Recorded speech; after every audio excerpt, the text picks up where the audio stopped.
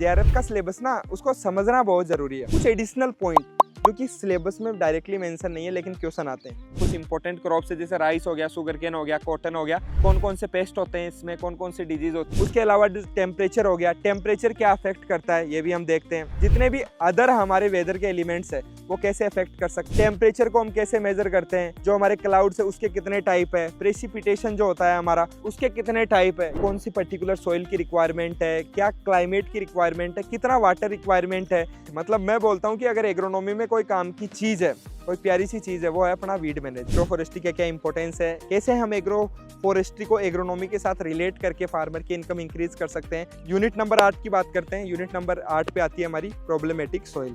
ठीक है बच्चों, कैसे हो सभी? हाउ इज द जोश? जोश हाई रहता है जो भी हाई वाला पे आता है। तो आज करने वाले हैं हम सिलेबस डिस्कशन, डिकोड कर देंगे पूरा एग्रोनॉमी का सिलेबस। बोले सर डिजिटल बोर्ड का है? अरे डिजिटल बोर्ड की रिक्वायरमेंट थोड़ी है रोहित सर को, बिल्कुल नहीं। तो देखो बात ये है कि जेआरएफ का सिलेबस ना उसको समझना बहुत ज़रूरी है। जब भी हम बातचीत करते हैं, जब भी हम तैयारी स्टार्ट करते हैं, तो अगर सिलेबस को समझ लेना तो तैयारी में मज़ा आ जाए। तो बात करते हैं यूनिट वाइज अपने जेआरएफ एग्रोनॉमी में। अगर हम बेसिकली बात करें तो कम्प्लीटली हमारी यूनिट है कितनी है? 9 यूनिट है। हाँ 9 यूनिट है, ठीक है। तो सबसे पहले फर्स्ट यूनिट की हम बात करते हैं। चलो थोड़ा फील्ड में चल ले, ठीक है। जो फर्स्ट यूनिट है हमारी वो जनरल एग्रीकल्चर की है। बेसिकली हम बात करें तो उसके अंदर जो है हमारे पहली लाइन ये लिखी हुई है आपके सिलेबस में कि importance of agriculture in national economy. अरे भाई नेशनल इकोनॉमी में क्या इंपॉर्टेंस है उसकी बात करनी है। बोले सर इसमें क्या पढ़े? ये कंप्लीटली हम बोल सकते हैं कि जितना भी आप एग्रोनॉमी में पढ़ोगे, आप जनरल एग्रीकल्चर में आप पढ़ते हो, उसमें कुछ भी पूछ सकता है अगला एग्जामिनर की कितना इंपोर्ट हो रहा है, कितना एक्सपोर्ट हो रहा है, कुछ भी पूछा जा सकता है। इसलिए ये तो बेसिकली इसमें हमें देखना होता है कि कितना जीडीपी में कंट्रीब्यूशन है, कितनी हमारी पॉपुलेशन जो है वो हमारी इसमें जितना भी एग्रीकल्चर में है कंट्रीब्यूट कर रही है। और भी बहुत सारा जनरल एग्रीकल्चर का जो डेटा है वो हमें देखना होता है। उसके बाद में फर्स्ट यूनिट में अगर हम ब्रेक करते हैं इसको, तो कुछ प्लांट फिजियोलॉजी का पोर्शन है, कुछ हमारे मेंडेलियन जेनेटिक्स का पोर्शन है और कुछ सेल बायोलॉजी का पोर्शन है। अगर हम प्लांट फिजियोलॉजी की बात करें तो इसमें फोटोसिंथेसिस हो गया अपना, रेस्पिरेशन हमें पढ़ना होता है, ट्रांसपिरेशन के बारे में हमें जानना होता है, फोटो रेस्पिरेशन के बारे में अच्छे से समझना होता है, इनकी जो साइकिल्स है उनको अच्छे से समझना होता है। अभी इस बार के जो हमारे स्टूडेंट्स थे वो बता रहे थे सर इस बार तो क्या ही फिजियोलॉजी आई है। सच में लगातार अगर हम पैटर्न की बात करें तो 5 साल में फिजियोलॉजी का जो पैटर्न है ना वो कम्प्लीटली चेंज हो चुका है। पहले 10 क्वेश्चन आते थे, फिर धीरे धीरे 15, और इस बार तो बता रहे हैं कि कम से कम 20 क्वेश्चन हमारे फिजियोलॉजी के आए थे 2025 में। नेक्स्ट हम बात करते हैं बायोकेमिस्ट्री में, वाइटामिन्स के बारे में, हमारे एंजाइम्स के बारे में हो गया, प्रोटीन के बारे में थोड़ा थोड़ा हमें जानना होता है, ज़्यादा नहीं, बेसिक्स इनके बारे में बेसिक्स हमें पढ़ना होता है। जो कि हम या तो अगर ऑनलाइन अगर हम सर्च करेंगे ना तो जितने भी हमारे नीट वगैरह के जो नोट्स होते हैं ना हम वो देख सकते हैं, वहाँ से हम कवर कर सकते हैं इनको, ठीक है। वहाँ से मिल जाता है इनका कंटेंट सफिशिएंट, उतना ही हमें चाहिए, क्योंकि नीट वाले तो बहुत हाई लेवल पे पढ़ाते हैं लेकिन फिर भी हमारे लिए वो सफिशिएंट है, उतना हम देख सकते हैं। उसके बाद में फर्स्ट यूनिट के अंदर ही एलिमेंट्री स्टेटिस्टिक्स एक अलग से लिखा हुआ है हमारे। केवल स्टेटिस्टिक्स का बहुत कुछ नहीं लिखा हुआ, केवल इतना सा लिख दिया एलिमेंट्री स्टेटिस्टिक्स, पर उसमें हमें पढ़ना पूरा कंप्लीट स्टेटिस्टिक्स है, क्योंकि ये तो फर्स्ट यूनिट में लिखा हुआ है। सेकंड यूनिट में हमारा लिखा हुआ है एक प्रिंसिपल ऑफ फील्ड एक्सपेरिमेंट। अब देखो इसको ब्रेक कर दिया उन्होंने, प्रिंसिपल ऑफ फील्ड एक्सपेरिमेंट भी हमारा स्टेटिस्टिक्स का ही पार्ट है। तो स्टेटिस्टिक्स को हमें बेसिक से लेके पूरा एडवांस तक कवर करना होता है, जिसमें हम डिजाइंस के बारे में भी पढ़ते हैं सब कुछ, उसमें मीन मोड मीडियन के बारे में पढ़ते हैं, डिस्पर्जन क्या होता है उसके बारे में हम पढ़ते हैं, जो वेरिएंस वगैरह हो गया, स्टैंडर्ड डेविएशन हो गया, उसके बारे में हम कंप्लीट पढ़ते हैं, कोरिलेशन, रिग्रेशन, उनकी जो भी रेंज होती है सब कुछ हम पढ़ते हैं, ठीक है। उसके बाद में आगे हम बात करते हैं रूरल डेवलपमेंट के बारे में भी कुछ मेंशन है हमारा, जो कि हम बोल सकते हैं कि एक्सटेंशन का कुछ पार्ट है, जिसमें कि जो हमारे कौन सा जो प्रोग्राम है वो कौन सी ईयर में आया था, ये सब कुछ भी थोड़ा बहुत पूछा जाता है। तो ये पहली जो यूनिट है मोटी मोटी अगर हम बात करें तो वो बेसिक्स की है।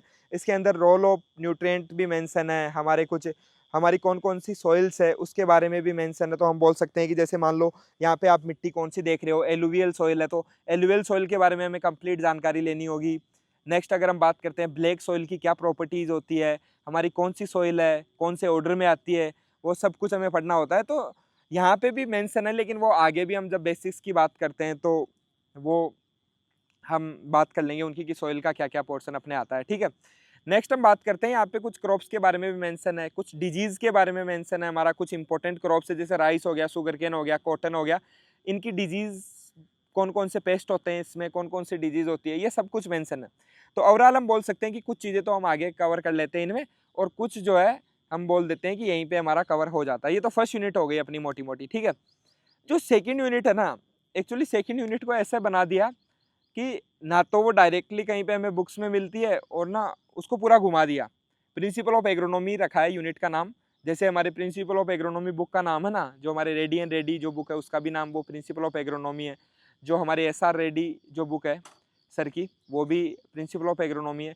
तो यहाँ पे मोस्टली एक तो एग्रोमीटरोलॉजी का जो पोर्शन है वो हमें देखने को मिलता है। तो एग्रोमीटरोलॉजी में हम बात करते हैं, जैसे आप देख सकते हो ऊपर बादल हो रहे हैं बहुत शानदार। तो जो बादल हो रहे हैं, तो यहाँ पे पूछा जा सकता है आपसे कि किस प्रकार का जो है हमारा जो एटमॉस्फेयर है वो हमारी क्रॉप को कैसे अफेक्ट कर रहा है। उसके अलावा यहाँ पे हमारा क्वेश्चन आता है कि सोलर रेडिएशन जो हमारी आ रही है, कितनी हमारी क्रॉप इसको कैप्चर करेगी, सब कुछ हम जानते हैं इसके अंदर। उसके अलावा टेम्परेचर हो गया, टेम्परेचर क्या अफेक्ट करता है ये भी हम देखते हैं।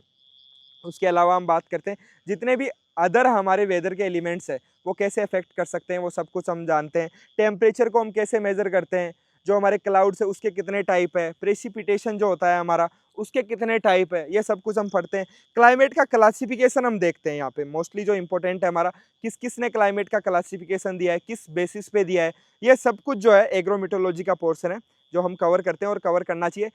ऐसा रेडी में बहुत अच्छे से मतलब दिया हुआ है, हम बोल सकते हैं ऐसा रेडी में बहुत अच्छा दिया है और सफिशिएंट भी है।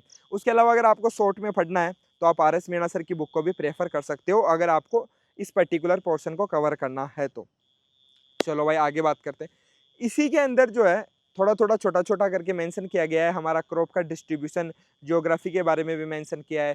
इसी जो हमारी यूनिट है उसमें प्रिसीजन फार्मिंग के बारे में, जो GIS GPS रिमोट सेंसिंग है उसको भी यहाँ पे सिलेबस में मेंशन किया गया है। यहाँ पे हमारा छोटा सा कहीं ना कहीं ये भी लिखा हुआ है ऑर्गेनिक फार्मिंग के बारे में भी।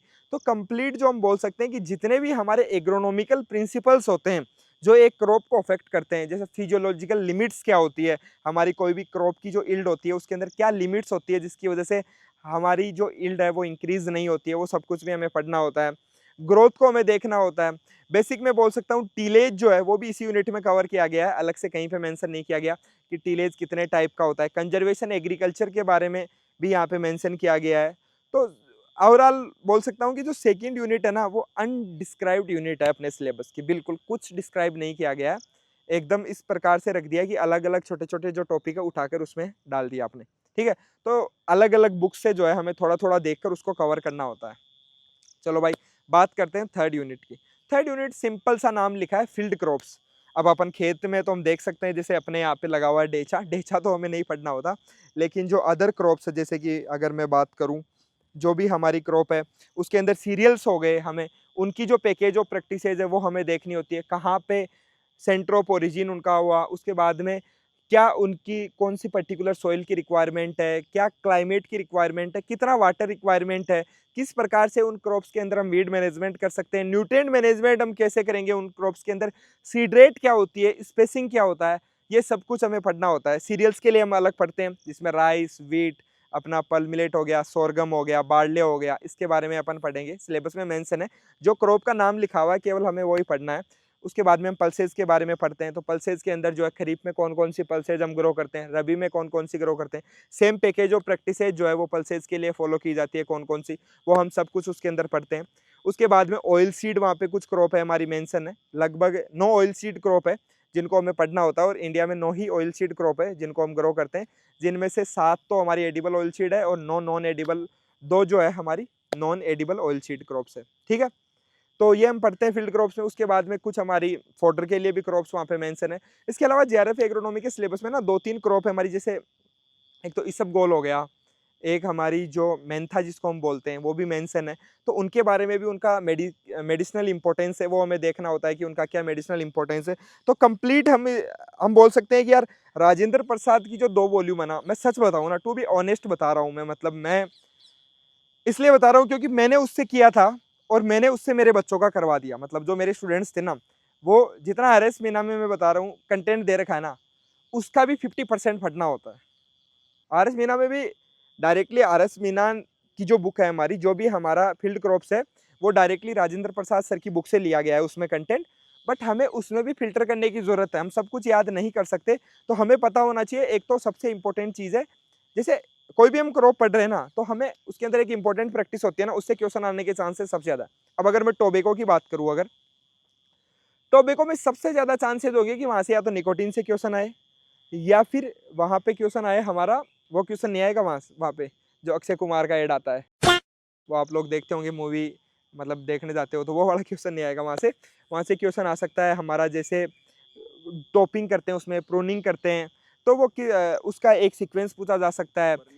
या जो हमारी उसके अंदर बोल सकते हैं कि अलग अलग टाइप के जो टोबैको होते हैं, बीडी टोबैको हो गया अलग अलग, तो उसमें जो क्योरिंग करते हैं उनको सुखाते हैं, तो सन क्योरिंग किस में की जाती है, एयर क्योरिंग कौन से टोबैको में करते हैं। इस बार जैसे टोबैको की वेराइटीज़ पूछ ली गई थी, अगर हम बात करें किसकी, एसआरएफ पेपर के अंदर, तो इस प्रकार के क्वेश्चंस हमें देखने को मिलते हैं क्रॉप्स के अंदर।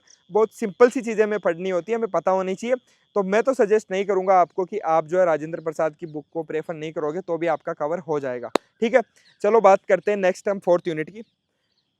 सबसे मस्त यूनिट, मतलब मैं बोलता हूँ कि अगर एग्रोनॉमी में कोई काम की चीज़ है, कोई प्यारी सी चीज़ है, वो है अपना वीड मैनेजमेंट। भाई सबसे ज़्यादा डर लगता है, और मैं बोलता हूँ कि सबसे प्यारी चीज़ है। क्या ही चीज़ है, मतलब क्या ही मज़ा आता है, मतलब वीड को पढ़ने में और पढ़ाने में, क्योंकि इसमें ना एक पैटर्न फॉलो है कंप्लीटली।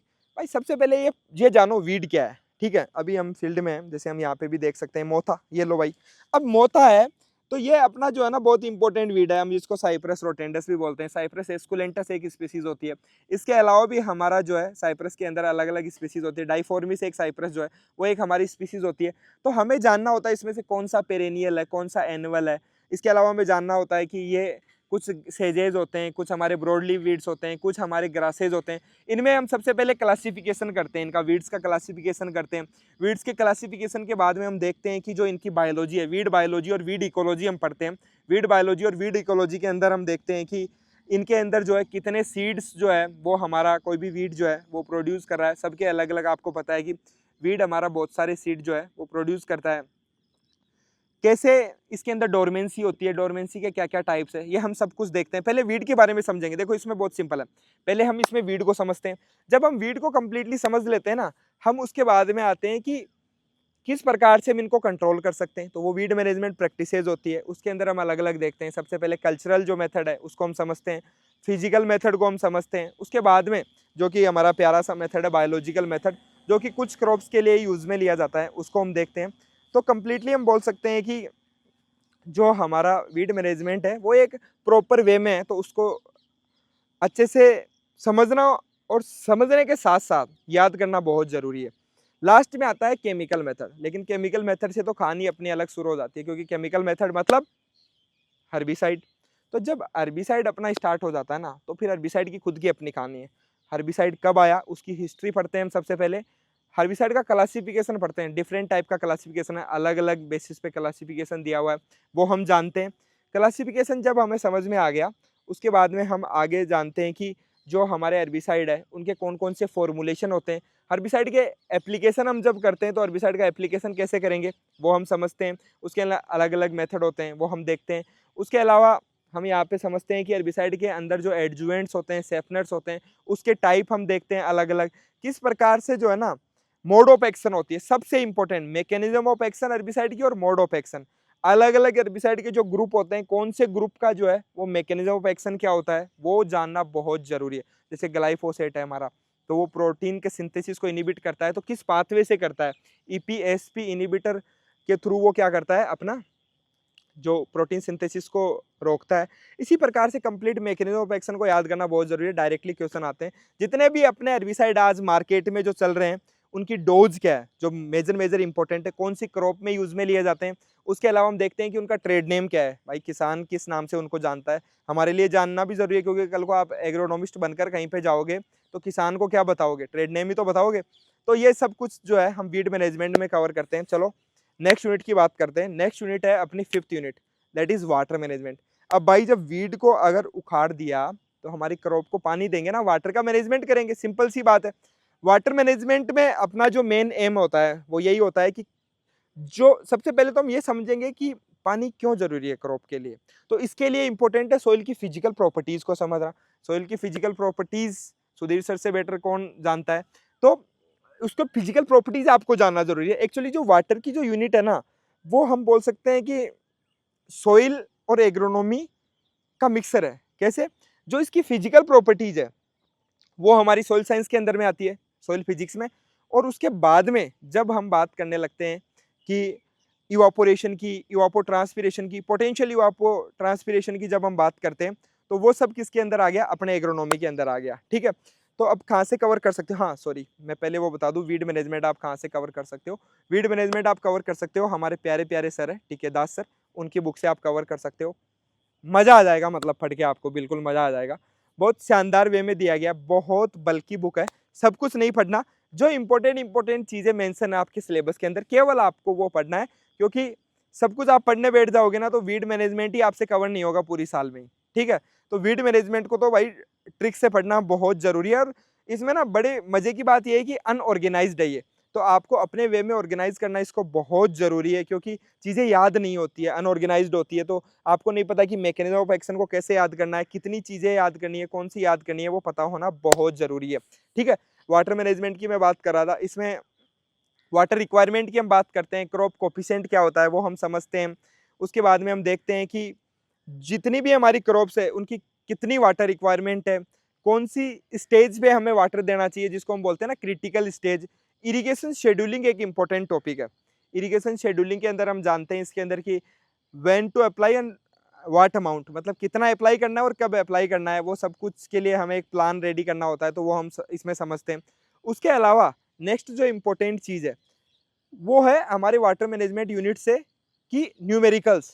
जैसे ये खेत है, मान लो एक प्लॉट है, तो आपका क्वेश्चन आएगा, आपसे ये क्वेश्चन पूछा जा सकता है कि इस प्लॉट के अंदर मान लीजिए कि मुझे 10 सेंटीमीटर डेप्थ तक इरिगेशन देना है, 10 सेंटीमीटर डेप्थ तक अगर मुझे इरिगेशन देना है तो कितनी जो है, मुझे कितना जो पानी है वो मेरा लगेगा।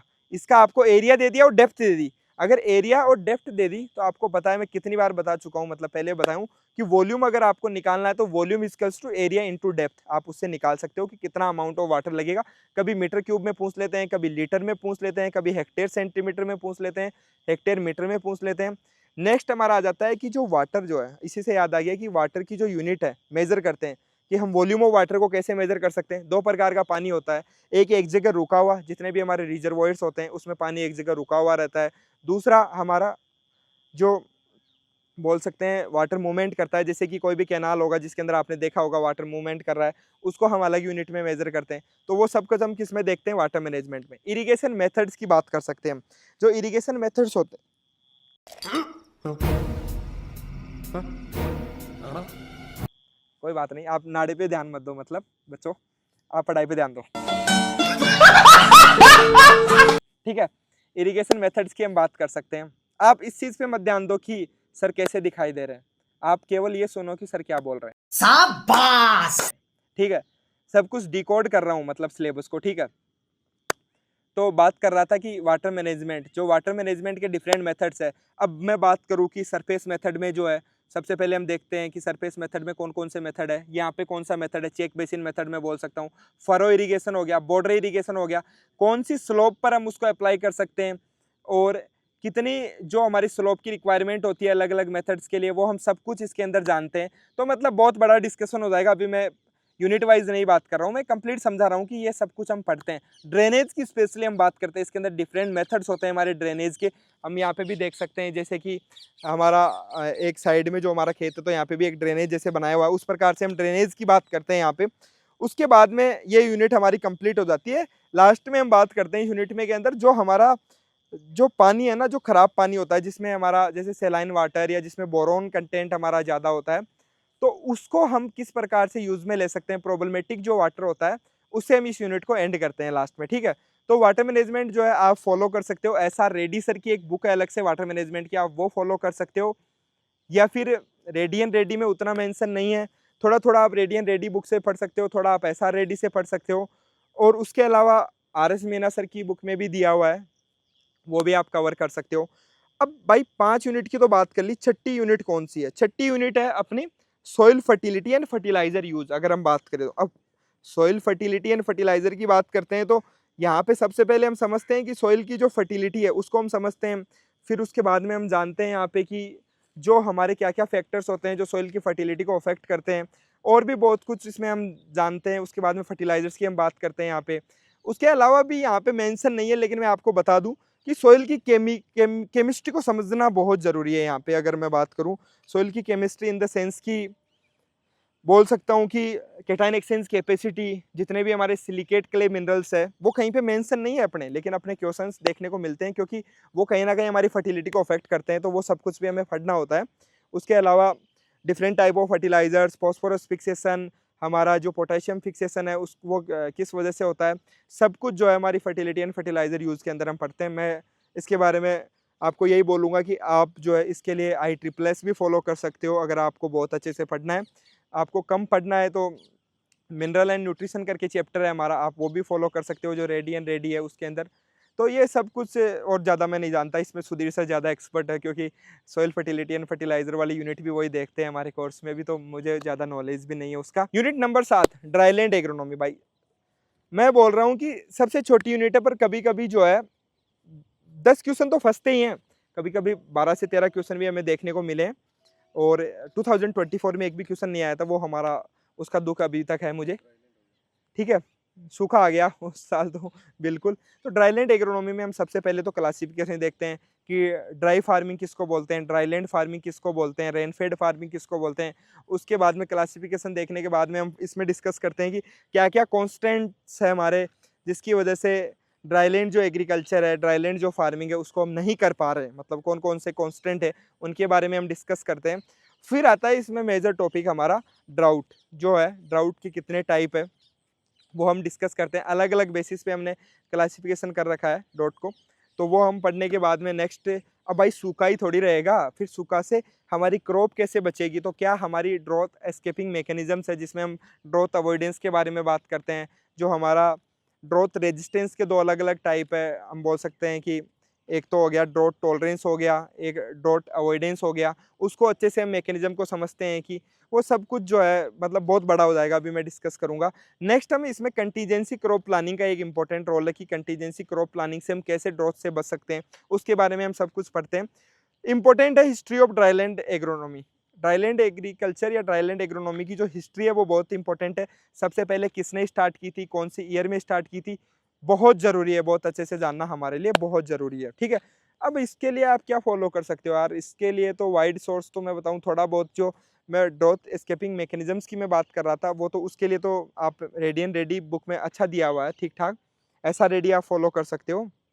आर एस मीना में ना बहुत कंसाइज दिया है, 10-15 पेज में कर दिया, लेकिन उसमें ना कंटेंट याद करने का बहुत है, तो उसमें आप अच्छे से अगर याद कर पाओ तो वो भी बढ़िया चीज़ है। ठीक है, यूनिट नंबर 8 की बात करते हैं। यूनिट नंबर 8 पे आती है हमारी प्रॉब्लमेटिक सॉइल। प्रॉब्लमेटिक जो सॉइल है, प्रॉब्लमेटिक सॉइल के अंदर saline soil, alkaline soil, सेलाइन alkaline soil कैसे बनती है, क्या क्या फैक्टर्स होते हैं, किस प्रकार से हम इनको सुधार सकते हैं, वो सब कुछ हम इसके अंदर डिस्कस करते हैं।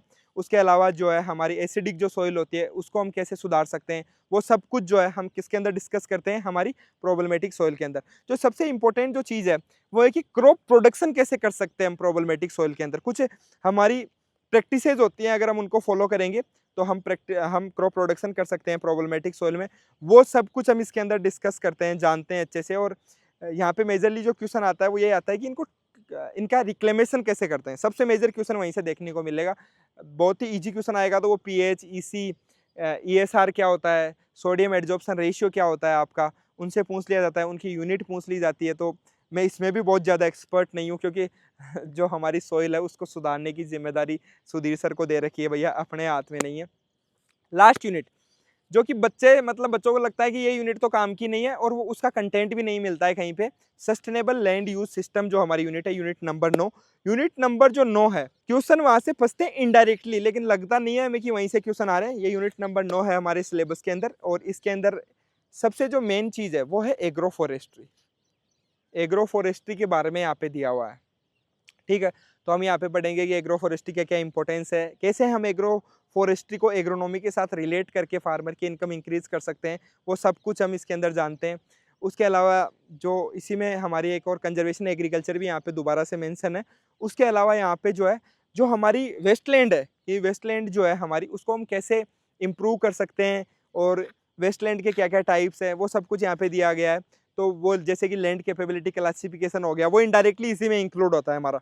तो इस प्रकार से जो है हमारा कंप्लीट होता है सिलेबस। सस्टेनेबल एग्रीकल्चर यहाँ पे मेंशन किया गया है, तो मतलब इसका एक बुक में नहीं मिलेगा आपको, अलग अलग सोर्सेज से आपको फॉलो करना होगा, तब जाके आप इस यूनिट को कवर कर सकते हो। ठीक है, तो मैं यही बोलूँगा कि यार खेत में आके मैं इसलिए बोल रहा हूँ कि सिलेबस का तो मज़ा तभी है यार, क्योंकि फसल 2.0 आ चुका है भैया अब। तो 2.0 का मतलब है कि जब तक सिलेबस एग्रोनॉमी जो है जब तक खेत में नहीं आएगी ना, पढ़ने का कोई मतलब नहीं है, आपका कुछ भी मतलब नहीं है। अगर वो डिजिटल बोर्ड तक सीमित रह गई, अगर वो बुक्स तक सीमित रह गई ना, हम सोच ही नहीं सकते कि एग्रोनॉमिस्ट का किसी दिन सही उपयोग होगा। अभी सिलेबस को और मैं बातचीत कर लेता हूँ, कुछ एडिशनल पॉइंट जो कि सिलेबस में डायरेक्टली मेंशन नहीं है लेकिन क्वेश्चन आते हैं। सबसे इंपॉर्टेंट चीज़ प्रेसिजन फार्मिंग जो आजकल चल रही है बहुत ज़्यादा, ठीक है, वहाँ से सिलेबस में मेंशन भी है ये। तो उसके अलावा जैसे कि मॉडर्न कंसेप्ट्स ऑफ एग्रोनॉमी, कुछ एग्रोनॉमिकल कंसेप्ट्स है जो बहुत मॉडर्न है हमारे, जिनसे डायरेक्टली क्वेश्चन आते हैं। उसके अलावा जैसे कि क्रॉपिंग सिस्टम, फार्मिंग सिस्टम, वो भी डायरेक्टली कहीं पे मेंशन नहीं है अपने सिलेबस में। जीआरएफ एग्रोनॉमी में मेंशन नहीं है वो कहीं पे भी, लेकिन वहाँ से भी हमें क्वेश्चन देखने को मिलते हैं। उसके अलावा सीड एंड सोविंग हो गया हमारा, जो कि हम रेडी एंड रेडी बुक में देख सकते हैं, वहाँ से हमें क्वेश्चन मिल सकते हैं। और भी बहुत कुछ है, मतलब अभी याद नहीं आ रहा, जितना याद आ रहा था वो मैंने बता दिया। सो अलग अलग सोर्सेज से आप फॉलो करोगे तो आप इसको कवर कर सकते हो। और नो डाउट मैं आपको यही बोलूँगा कि जितना भी मैंने अभी तक सिलेबस को जो डिकोड किया है, आप उसको सेल्फ स्टडी से कवर कर सकते हो। That is the best thing. मैं फिर बोल रहा हूँ ये चीज़, मतलब सेल्फ स्टडी से बेस्ट कुछ भी नहीं है भैया, क्योंकि ये जो सब कुछ मैंने बताया, मैंने मेरे टाइम पे 2021 में खुद से किया था। और जब आप खुद से करते हो ना तो थोड़ी मेहनत तो ज़्यादा लगती है, लेकिन जब मेहनत ज़्यादा लगती है तो वो जो निकल के आना चाहिए वो निकल के भी आ जाता है। अगर आप में एफर्ट्स लगाने की क्षमता है, खुद से लगाओ बिल्कुल फॉर श्योर, क्योंकि अगर आप लगाओगे तो बेटर कर पाओगे, मतलब यही बोलूँगा। बट टाइम होना बहुत ज़रूरी है इसके लिए। कम से कम मैं बोल सकता हूँ कि अगर आपके पास 2 साल है या फिर 1.5 साल तो कम से कम है, 1 एंड 5 ईयर्स आपके पास, अगर आपके पास 16 से 18 मंथ्स आपके पास है एग्जाम के, तो ये चीज़ आप कर सकते थे। लेकिन अभी उतना टाइम नहीं है, लेकिन अभी भी अगर आपने बेसिक्स कर लिए हैं, अगर आपके बेसिक्स अच्छे हैं, तो आप अभी भी ये कर सकते हो, ठीक है। लेकिन ये जो सब कुछ है ना, जो मैंने अभी बातचीत की, उसका ना एक जगह मतलब वो बोलते हैं ना कि दूध जो होता है ना, दूध दूध को हम गर्म करते हैं, गर्म करने से क्या होता है, वो मलाई ऊपर आती है। तो भाई हम तो गर्म हो गए, तो मैं वैसे भी दूधवाल हूँ, रोहितास दूधवाल मेरा नाम है, तो भाई हम तो वैसे भी गर्म ही रहते हैं। तो वो गर्म होने से क्या हुआ, जो मलाई हम उसको बोल सकते हैं वो ऊपर आ गई, तो उस वो जो मलाई निकाल के ना, वो मलाई हमारे पास है। अब तो वो मलाई जो भी मतलब हमारे साथ जो जुड़ेगा, जो भी छोटा भाई छोटा बहन, हम तो उसको वो मलाई परोसेंगे हम, ठीक है। सब कुछ हमने तैयार कर लिया, मतलब लगातार आपको पता है कि फसल 1.0 हमारा कोर्स था जो सबसे पहले हमने पिछली बार स्टार्ट किया था, और उसमें बहुत प्यार भी मिला और बहुत मेहनत की हमने, मतलब जी जान लगा दी पूरी कि यार बच्चों को कैसे बेस्ट दे सकते हैं। और बेस्ट दिया हमने, हमने जितना कमिट किया उससे ज़्यादा दिया हमने, कभी कम नहीं दिया। ऐसी मतलब स्थिति रही थी, कभी कभी रात को 3-3 बजे तक भी क्लास अगर बनानी हो, कंटेंट बनाना हो, तो वो हमने बनाया। उसके बाद में सुबह 6 बजे उठकर क्लास ली, क्योंकि कमिट करना और फिर उसको ना जबान देना और जबान को निभाने में बहुत फ़र्क होता है। आईआरआई वाला इसीलिए जाना जाता है कि जबान भी देता है और कैमरे के सामने देता है, एकदम चौड़ी छाती करके देता है, फिर उसको पूरी भी करता है। छाती 56 इंच की नहीं है मेरी, मोदी जी की तरह मतलब मैं बता रहा हूँ, लेकिन हम जो कमिट करते हैं वो उससे ज़्यादा हम करते हैं। और अगर मेरे पुराने अगर स्टूडेंट अगर ये वीडियो देख रहे होंगे तो वो चीज़ ये बताएंगे कितना एफर्ट्स हम लगाते हैं, सुधीर सर कितना एफर्ट लगाते हैं सोइल साइंस के अंदर, ठीक है। सो मैं वही बता रहा था कि यार हमारे कोर्स में क्या क्या है, इसमें आपको लाइव और रिकॉर्डेड क्लासेस मिलेगी, और रिकॉर्डेड क्लासेस ना या लाइव क्लासेस बार डिजिटल बोर्ड पे मिलने वाली है। जैसे 30 डेज चैलेंज जिन्होंने देखा होगा उनको पता है कि मतलब माहौल पूरा वेवी कर दिया था जब लास्ट में 30 दिन बचे थे, तो बच्चों को मतलब जितनी मदद हुई है ना उन क्लासेस से, मतलब सच में हमें भी अच्छा लगा। उसके अलावा आपको पीडीएफ फॉर्मेट में आपको नोट्स मिलेंगे, वीकली टेस्ट होंगे यहाँ पे किसी भी प्रकार का जो है छूट नहीं दी जाती है। मैं पहले बता दूं, वीकली टेस्ट दोगे तभी आप आगे बढ़ पाओगे, अदरवाइज वो टास्क कंप्लीट नहीं करोगे तो आप मंडे की क्लासेस नहीं ले सकते। ये हमने स्ट्रिक्टली इस बार हमारे जो टर्म्स एंड कंडीशन उसमें मेंशन कर दिया है, अगर आप उसमें एग्री करो तो ही आप हमारा कोर्स लेना। आपको लगे कि यार टेस्ट हम नहीं देंगे, मंडे को मतलब वीकेंड पे टेस्ट दोगे, उसके बाद में ही आप हमारी क्लास में आ सकते हो, अदरवाइज क्लास से हम बाहर कर देंगे। ठीक है, हमारा क्लियर हिसाब है। हमें वो बच्चे चाहिए, हमारे साथ वो स्टूडेंट जुड़ना चाहिए जो डेडिकेटेड है, जिसको भैया तैयारी करनी है मन लगाकर।